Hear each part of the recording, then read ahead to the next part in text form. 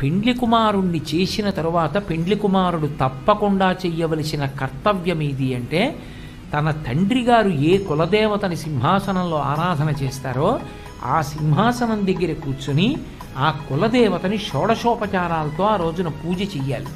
పూజ చేసి తత్ప్రసాదాన్ని కళ్ళకద్దుకుని నోట్లో వేసుకుని చక్కగా తాను కూడా ఆ వివాహ వేదిక మీదకి వెళ్ళే లోపల తల్లిదండ్రులు, పెదతండ్రులు, పినతండ్రులు, అన్నలు, గురువు, పెద్దలు ఇటువంటి వారందరికీ కూడా నమస్కరించి వాళ్ళ యొక్క ఆశీర్వచనాన్ని పొందాలి.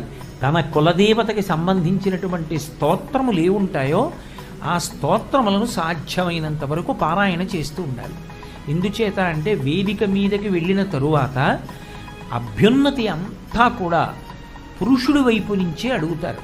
ఎందుకని అంటే ఆయన తండ్రి కావాలి, ఆయన యజ్ఞానికి యజమానిగా కూర్చోవాలి, ఆయనయే ఆమెకి సర్వస్వం, ఆయన యొక్క అభ్యున్నతియే అసలు ఆ కుటుంబానికి అంతటికీ అభ్యున్నతి. అందుకే కులదేవత ఎవరో ఆ కులదేవత యొక్క స్తోత్రములు పారాయణ చెయ్యాలి. శక్తి కలిగిన వాళ్ళైతే చక్కగా ఇంటికొచ్చినటువంటి పెద్దలకి వస్త్రదానం చెయ్యడం, ఎవరెవరికి ఎటువంటి వస్తువులు ఆయా ఋతువులు ఆయా కాలాన్ని అనుసరించి దానం చెయ్యగలిగినటువంటి వాటిని దానం చెయ్యాలి. అది వసంత ఋతువు అనుకోండి, చక్కగా ఏ విసిరికర్రలు లాంటివో దానం చేస్తారు. లేదా ఇంటికి పెద్దలు వస్తారు, వచ్చినప్పుడు తన చేత్తో ఏ పానకం లాంటివో పట్టుకెళ్ళి పెద్దలకు ఇవ్వాలి. ఇచ్చి అక్షతలిచ్చి తాను నమస్కరించి వారి ఆశీర్వచనాన్ని పొందాలి. ఇటువంటి పనులు చేసినటువంటి కారణం చేత పరమేశ్వరుని యొక్క కళ నిలబడి ఆయన అభ్యున్నతిని పొందడానికి కావలసినటువంటి పరిస్థితిని సంతరించుకుంటాడు.